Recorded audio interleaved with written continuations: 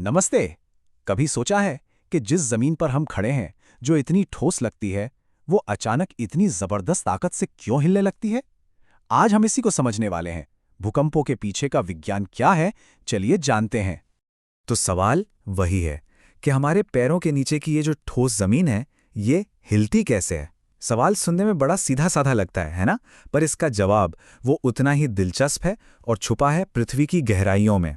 तो इस पूरी कहानी को समझने के लिए हम इसे 5 हिस्सों में देखेंगे। सबसे पहले भूकंप होता क्या है, फिर ये जमीन के नीचे शुरू कैसे होता है, इसकी वजहें क्या क्या हो सकती हैं, इसे मापते कैसे हैं, और आखिर में एक बहुत जरूरी चीज, मैग्नीट्यूड और इंटेंसिटी में फर्क क्या है।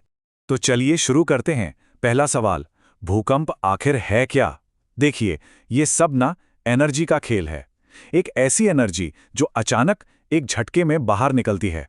बहुत ही सीधे शब्दों में कहें तो भूकंप का मतलब है पृथ्वी का कांपना। और ये कांपती क्यों है? क्योंकि जमीन के अंदर से अचानक बहुत ज्यादा एनर्जी रिलीज होती है। और ये जो एनर्जी है ना, ये तरंगों के रूप में हर दिशा में फैल जाती है। बिल्कुल वैसे ही जैसे किसी शांत तालाब में पत्थर फेंकने पर लहरें फैलती चली जाती हैं। इन तरंगों को कहते हैं सीस्मिक वेव्स। ठीक है, एनर्जी निकलती है, पर सवाल ये है कि ये एनर्जी इतनी अचानक निकलती कैसे है। इसका जवाब हमें मिलता है पृथ्वी की सबसे ऊपरी परत में, जिसे क्रस्ट कहते हैं। ये कहानी है चट्टानों के टूटने की। ये सब शुरू होता है एक फॉल्ट से। फॉल्ट क्या है? फॉल्ट मतलब पृथ्वी की चट्टानों में एक दरार, एक फ्रैक्चर। समझ लीजिए कि यहीं से सारी कहानी शुरू होती है। अब जरा सोचिए, इस दरार के दोनों तरफ जो चट्टानें हैं वो एक दूसरे से आगे खिसकना चाहती हैं, पर फ्रिक्शन यानी घर्षण उन्हें एक जिद्दी ताले की तरह जकड़कर रखता है। वो हिलने नहीं देता, और इसका नतीजा जमीन के नीचे सालों तक, बल्कि सदियों तक जबरदस्त तनाव, एक प्रेशर बनता रहता है। और फिर एक पल आता है जब ये जमा हुआ प्रेशर इतना ज्यादा हो जाता है कि वो उस फ्रिक्शन वाले ताले को तोड़ देता है। चट्टानें अचानक अपनी जगह से फिसल जाती हैं, और वो सारी एनर्जी जो सदियों से जमा हो रही थी, वो एक ही झटके में रिलीज हो जाती हैं। यहां पर दो शब्द समझना बहुत जरूरी है। जमीन के नीचे जहां ये एनर्जी असल में रिलीज होती है, उस पॉइंट को कहते हैं हाइपोसेंटर। और ठीक बिल्कुल उसके ऊपर जमीन की सतह पर जो पॉइंट होता है, उसे कहते हैं एपिसेंटर। और यही वो जगह है, एपिसेंटर, जहां भूकंप के सबसे तेज झटके महसूस होते हैं। तो अब हमें ये तो पता चल गया कि भूकंप शुरू कहां से होता है, पर अगला सवाल ये है कि ये एनर्जी बनती ही क्यों है? क्या सारे भूकंप एक ही वजह से आते हैं? जवाब है नहीं, बिल्कुल नहीं। भूकंप आने की वजह कुदरती भी हो सकती हैं, और कुछ हद तक इंसानी भी। कुदरती वजहों की बात करें तो सबसे आम है टेक्टोनिक भूकंप। ये वही हैं जिनके बारे में हमने अभी बात की, जो फॉल्ट लाइन पर चट्टानों के खिसकने से होते हैं। दूसरे होते हैं ज्वालामुखी भूकंप। जैसा कि नाम से ही जाहिर है, ये ज्वालामुखी के आसपास होते हैं, जब जमीन के नीचे मैग्मा यानी लावा हिलता है। और हाँ, हैरानी की बात है, पर इंसान भी भूकंप की वजह बन सकते हैं। जैसे जो बड़ी बड़ी खदानें होती हैं, उनकी छतों के गिरने से जमीन हिल सकती है, या फिर बड़े परमाणु परीक्षणों से भी जमीन में कंपन होता है। यहां तक कि जो बड़े बड़े बांध होते हैं, उनके पीछे जमा पानी का वजन भी नीचे की चट्टानों पर दबाव डालकर छोटे छोटे भूकंप ला सकता है। अच्छा, जब भी भूकंप आता है, हम सब एक चीज जरूर सुनते हैं कि रिक्टर स्केल पर इसकी तीव्रता इतनी थी। तो ये रिक्टर स्केल है क्या? चलिए आप समझते हैं कि इस हलचल को मापते कैसे हैं। तो ये जो रिक्टर स्केल है, ये भूकंप का मैग्नीट्यूड मापता है। और मैग्नीट्यूड का मतलब है हाइपोसेंटर, यानी स्रोत पर कुल कितनी ऊर्जा रिलीज हुई। ये बहुत जरूरी बात है। रिक्टर स्केल ये नहीं बताता कि नुकसान कितना हुआ, वो सिर्फ ये बताता है कि भूकंप खुद कितना शक्तिशाली था।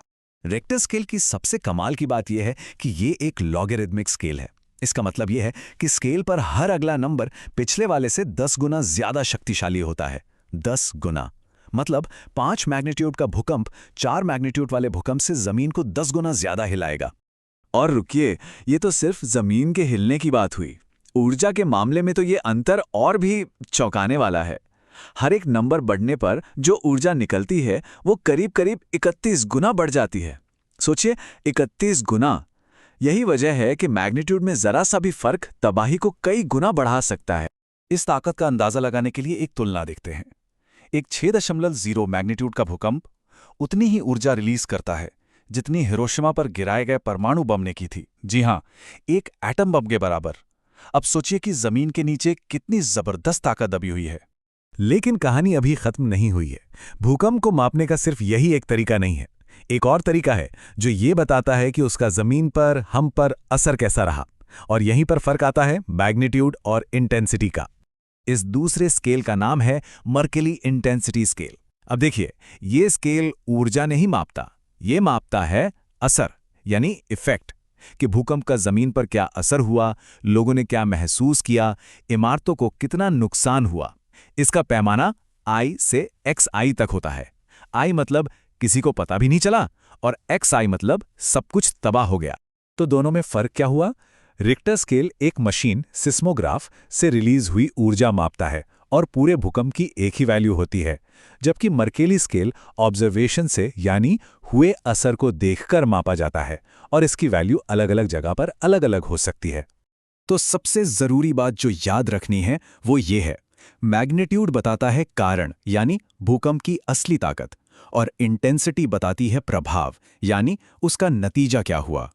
तो आखिर में एक सवाल, एक ही भूकंप है पर उसे मापने के दो पैमाने हैं, एक कारण को मापता है, दूसरा प्रभाव को।